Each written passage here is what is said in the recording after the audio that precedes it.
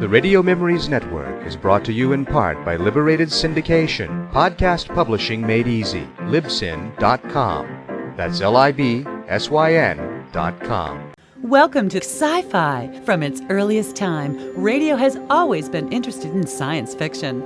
Characters leap into your living room as we go on an adventure into time and space. We now go back to the early days of science fiction on the radio and our imaginations with our featured sci-fi presentation. Host, Planet Earth, a serial in 6 parts by Anne Howell and Colin Cooper.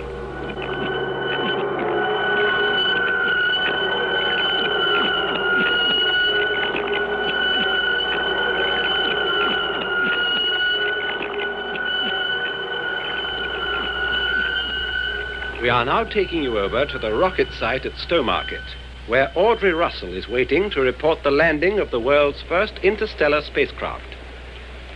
Good morning from Stowmarket, where the sun has broken through the early morning mist and thousands of people have gathered to witness what is indeed a most historic occasion. The return to Earth of Starfarer, the British-designed, British-built and British-manned ship which has staggered the experts of the world by penetrating farther into space than anyone has ever dreamed would be possible. Starfarer is now in orbit some 200 miles above us. Professor James Ormskirk, director of the Stellar Research Establishment and the brain behind the revolutionary shoot theory that made Starfarer possible, expects to bring the ship down in an open space very near to where we're standing. Now, if this is feasible, it will surely demonstrate the uncanny precision of the computerized controls with which Starfarer is equipped. From here, I can see a formidable row of fire engines, ambulances, mobile television cameras, and so on. I can see many well-known faces: the Secretary of State for Air, the American military attaché, the Astronomer Royal is here. There are observers from several other countries, including Soviet Russia, and the Lord Lieutenant of Suffolk. Now, we've heard and read much in the last few hours about the enormous number of new possibilities opened up by this tremendous breakthrough on the part of British science. But what does the ordinary man think of it all? How is it going to affect the man in the street? We'll now go down into the crowds to find out. Excuse me, how do you feel about trips to outer space and back? Are you in favor? Definitely. You think it's a good thing? Oh, yes, definitely. Would you travel to outer space if you were given the chance? I'm not sure about that. It's been suggested that Starfarer may be bringing back samples of life from other planets, including intelligent beings very similar to ourselves. Would you be prepared to welcome them? Oh, yes, I think so. Unconditionally? If there's life on other planets, we must get to know about it, see what they're like. That's what I say. I mean, we don't know till we've seen them, do we? Would you be put off if they were different? If they had tentacles instead of arms, that sort of thing? Well, I expect we'd seem funny to them. Live and let live, that's what I say. Takes all kinds to make a universe. And speaking for myself, I would be very happy to welcome any visitors from another planet. That's right. What about you, madam? I think it's wonderful. Oh, you're from London. Have you come down specially here to see the landing? Oh, no, we come up to see my sister. So we thought, well, while we're here, we might as well come along and have a look. Are you proud that Britain is the first in the field? Well, I was against it at first. You know, interfering with God's creation and all that. It didn't seem right. We got our own world to worry about, and it didn't seem right not to go messing about with other people's. But now I've been and seen for myself, I've changed my mind. Thank you. May I have your opinion, sir? Oh. Are you prepared to support interplanetary relations? Oh, certainly I am. I brought along a selection from our literature to present the first arrivals from another world, if we should be lucky enough to see them. May I ask what selection you've made?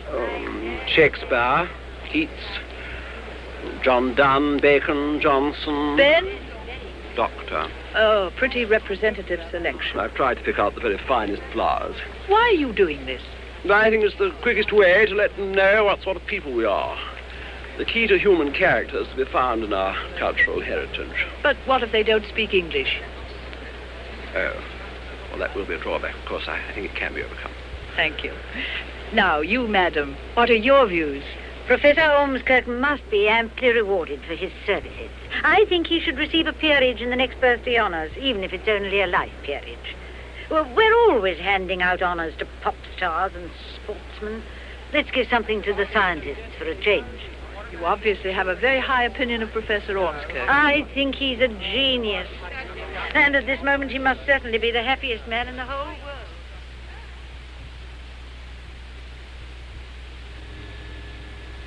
Control to staff error.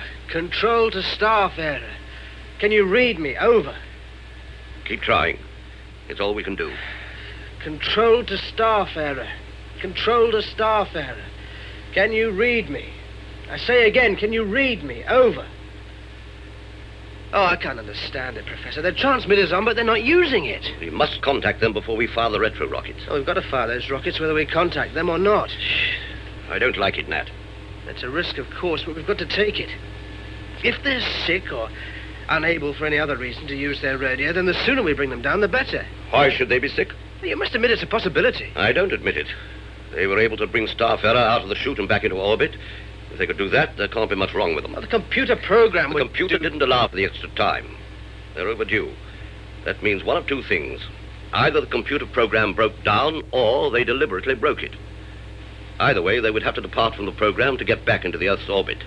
And that means that at least up to entry, there was nothing wrong with them. Professor? Yes, Rathbone? The Prime Minister's PPS wants to know the latest position. Tell the Prime Minister's PPS to go to hell. We shall have to say something. Very well. Say that everything is proceeding according to plan and the ship will be brought down very shortly. And Rathbone. Yes, Professor? Don't waste time on the phone. Get someone else to deal with these nuisances.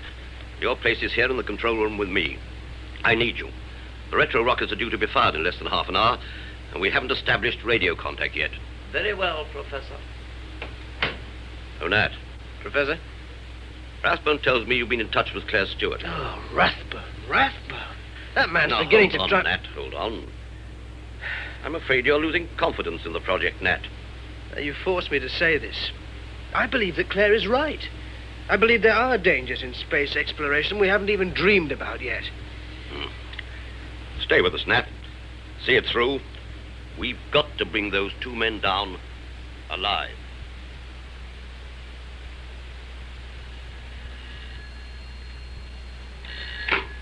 Yes? Claire?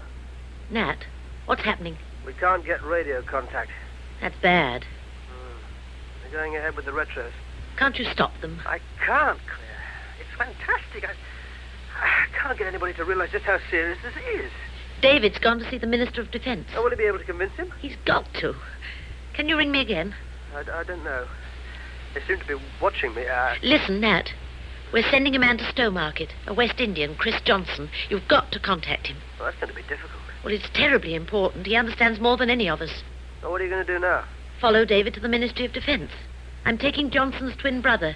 If he can't make them see the danger, no one can. Well, how? Well, Chris will explain when he sees you. Yeah. Oh, look, I must get back. Rathbone's suspicious. Good luck, Nat. And you.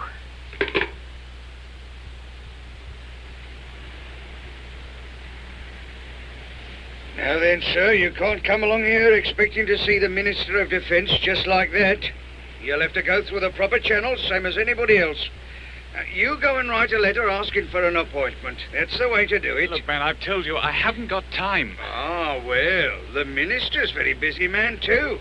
You can't expect him to give up his time to every private citizen who wants a word. Why, even VIPs have to make an appointment.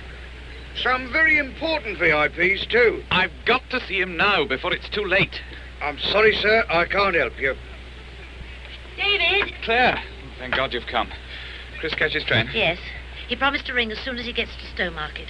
David, they're running excursion trains. They're treating it like some kind of entertainment. It's too horrible to think about. Don't think about it. We've got to find a way of getting the minister to see Peter. If he can be made to understand. I'm afraid Peter's worse. I've left him in the taxi. You'll have to help me with him, David. All right. Commissioner, there's a sick man. Would you mind giving me a hand? Oh, dear. Collapsed, has he? Let me help you. Easy now. Now, take it easy, old man. That's the way. I'll get a chair for you to sit on, then we'll call the Red Cross and... Here, where are you going? Sorry, can't stop to argue. Here, come back. You come back here. Why can't you get him? You must find him. I cannot be kept waiting. What do you want? To see you, Minister. Have you an appointment? There wasn't time to make one. Charles, come in, will you? You've got to listen to me, Minister. Show this gentleman out, Charles. The world is on the brink of a catastrophe. I have proof. Please be quiet. The minister is on the phone. And I'll wait till he's finished. Now, look here. I don't care where he is or what he's doing. I want Professor Ormskirk brought to the telephone, and I want him brought quickly. That isn't a request, it's a command. Is that clear? I shall expect to hear from you within 5 minutes. Are you still here? If that was Rathbone on the phone, you're wasting your time. He'll do everything in his power to see that that rocket lands. But you must prevent it. The safety of the world depends on it. All right, Charles, I'll call you if I need you. Yes, Minister. Now, who exactly are you? My name is Holland. I'm a reporter. And this is a story? Began that way, but it's a lot more now. You've got to believe me, sir. I'm pretty certain that rocket contains parasites which will spread over the face of the Earth and consume it. Parasites? It's their only function, their only means of staying alive. They'll gorge themselves until there's not a living creature, not a blade of grass left in the world. Do you have any proof? Yes, it's here in these papers. But there's no time, sir.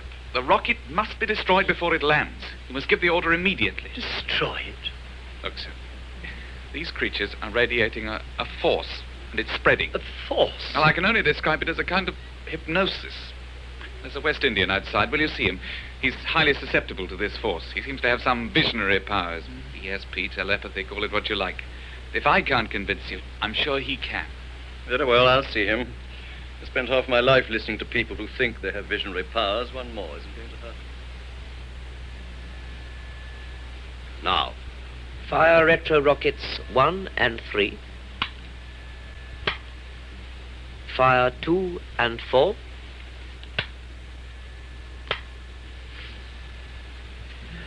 The rocket's all gone, Chief. Good. Good. And now the long wait. Yes, the waiting. The worst part of all. This is Audrey Russell from Stowmarket. News has just been received that the retro rockets have been fired successfully and Starfarer has begun the long descent to Earth. Indeed, the news is spreading out here amongst the crowds, and the excitement amongst the assembled onlookers is mounting second by second. The police are finding it difficult to control the crowds as they surge forward to the estimated point of landing, or EPL, as the technicians here call it. 1 or 2 arrests, I'm afraid, have had to be made, and one policeman who tried to prevent a man from climbing over the protective wire fence was manhandled by the crowd. He was bruised and shaken and unfortunately had to be taken to hospital. Meanwhile, speculation has been growing about the 2 astronauts. People have been asking, why has no official statement been released? Radio contact has been possible for several hours. Why haven't we been told how they are? Has anything gone wrong? Well, we don't know.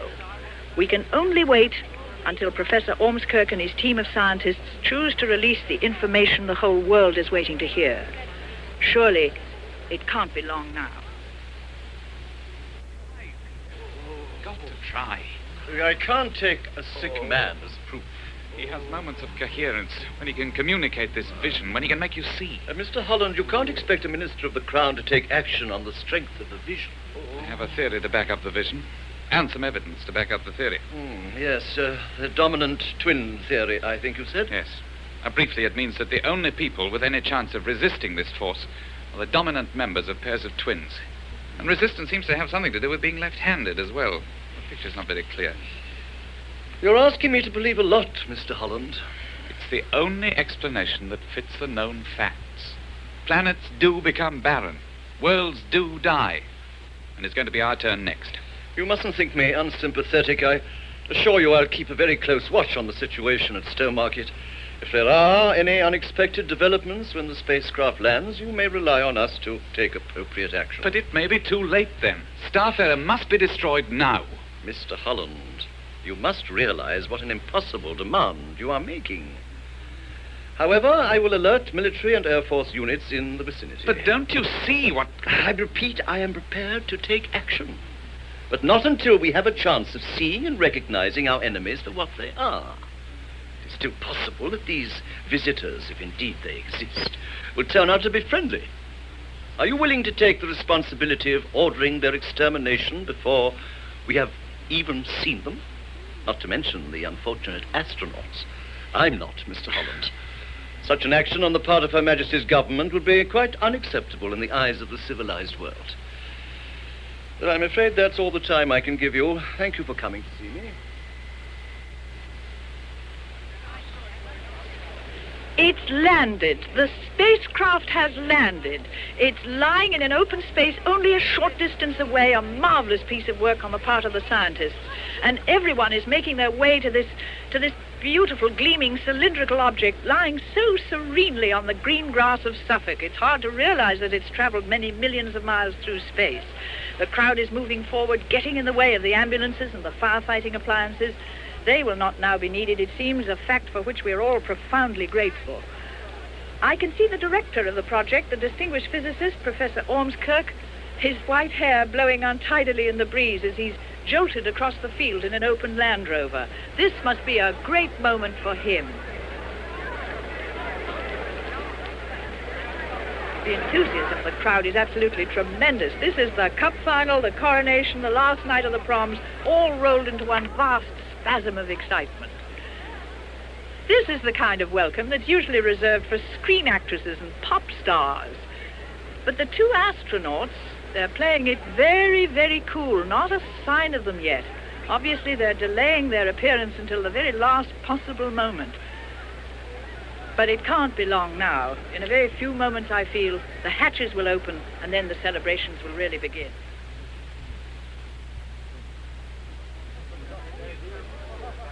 Rathbone, keep those damn people away. Stand back, please. Stand back. Inspector, can't you control them better than this? We hadn't expected so many. I've sent for mounted reinforcements. I hope they get here soon. Get those hatches open, will you? Hurry, man, hurry. We're doing our best, Professor. They should have opened it from the inside. I know that, you fool. Where's that ambulance? Standing by, sir. Oh, to God, it won't be needed.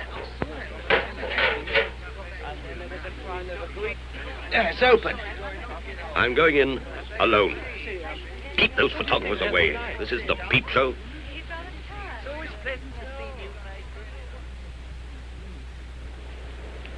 The hatch is now open, and Professor Ormskirk has gone in alone. But there's still no sign of the two astronauts. The crowd waiting is very quiet now, rather tense, expectant. Professor Ormskirk has just come out again. He's signaling. He's signaling to the waiting ambulance men. I'm afraid something has gone very wrong. Now 2 stretchers are being taken to the spacecraft. What can have happened? We shall soon know. I'm afraid they... What is it, sir? As far as I can see, they're dead. Both dead. Dead? But I what don't know, Nat. I don't know. Here they come. Stay my Jock. God. Get them to the medical center, quickly. I must go in. Not yet. The instruments. No, Rathbone. Nat, close the hatch. Lock it. Inspector? Yes, sir? I want as many men as you can spare put on constant guard. No one is to approach the ship. No one. Is that clear? I'm a bit short a man, sir. And if they have any difficulty, they will be reinforced by our own security guards. Though I need hardly remind you that my men still have their normal duties to perform. I'll see to it, sir. Oh, listen to them, Professor. Huh? What? They're cheering. Idiots. Don't they realize... I can't stand it. You fools! Can't you see? They're dead! They're dead! Come along, Nat. Come along. You too, Rathbone. Driver? Sir. The medical center, and hurry. Right, sir. I've seen some pretty unpleasant things, but this... Then they are dead, Doctor. Huh? Not beyond any question. I've got the helmets off. Look. They're unrecognizable. What could have happened? We'll know more about that when we've cut these spacesuits off them. Scissors, please, nurse. No, not those. The heavy ones. Lock the doors, Rathbone. Lock the doors? You heard me. You think you can halt progress by locking the doors? What are you talking about, man? What has this got to do with progress? Throughout history, the advance of intelligence has been checked by locked doors. But all that is changing now. We are going to throw the doors wide open. All the doors.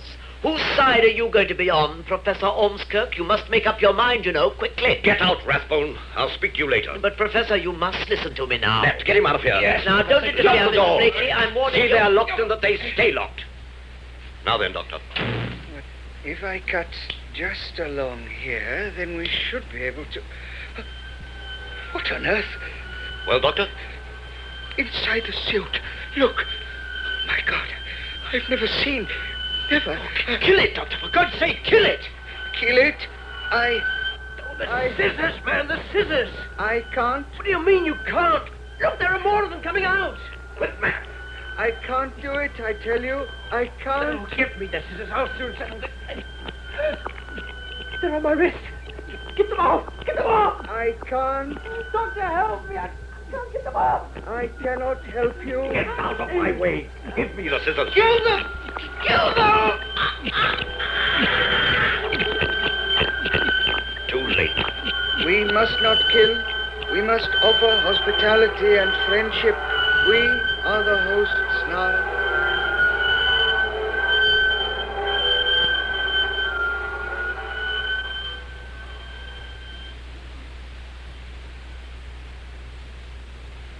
Charles, I must get hold of Ormskirk. I'll keep trying, Minister, but no one up there seems capable of giving us a coherent report. So I'd better go and see for myself. Get a helicopter laid on, will you? Or in this fellow Holland. I want another word with him. Very good, Minister. Defence here, sir. This rocket business, I can't get a coherent report. I'm going up to see for myself. Yes, the chiefs of staff have been alerted, just in case. Yes, I quite agree, it's too fantastic. The situation may lead to something serious, and we must be prepared.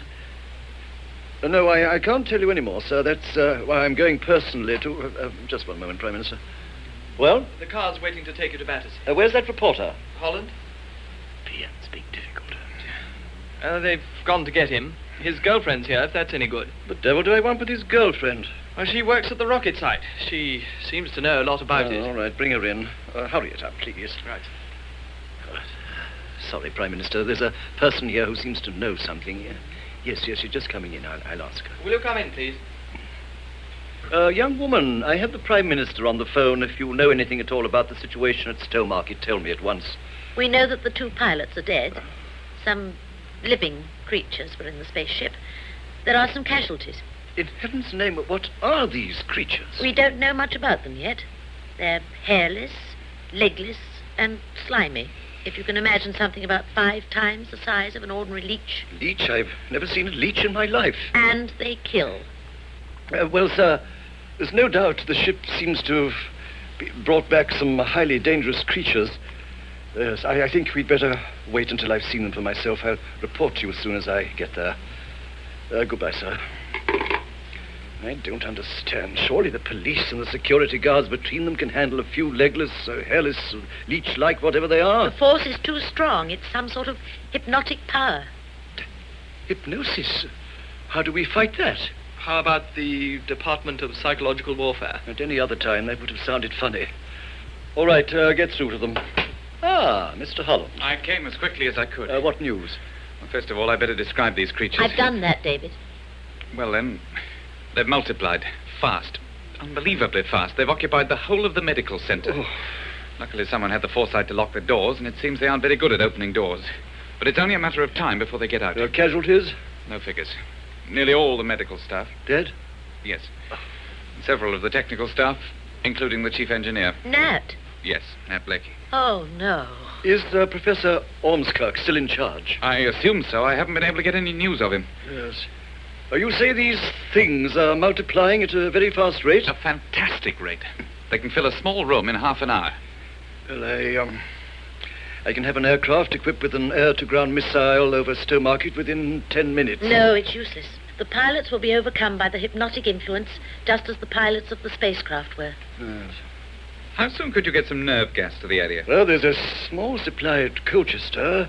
But how do we put it into operation? Helicopters are out for the reasons you've already mentioned.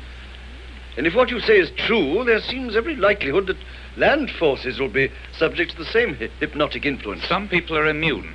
I am, I think, and so is Miss Stewart now. There are one or two others we know. You're volunteering? Yes. And you, Miss Stewart, are you willing to undertake this task? Yes, I am. Very well. Well, if you can manage to stun the creatures first, it should be a fairly simple matter to kill them afterwards. I'm afraid you and your friend may have to do that also. Mm-hmm. How do we get there? I have a helicopter waiting at Battersea. My car will take you there. Pick up anyone else you think may be able to help you. At Colchester, you will be equipped with respirators and given instructions in the operation of the cylinders. It's an unusual way of doing things, but then the circumstances aren't exactly usual, are they? I'll tell the PM. Defense here, sir. The position is worse. Many casualties. As I propose to send in a group of volunteers with cylinders of nerve gas.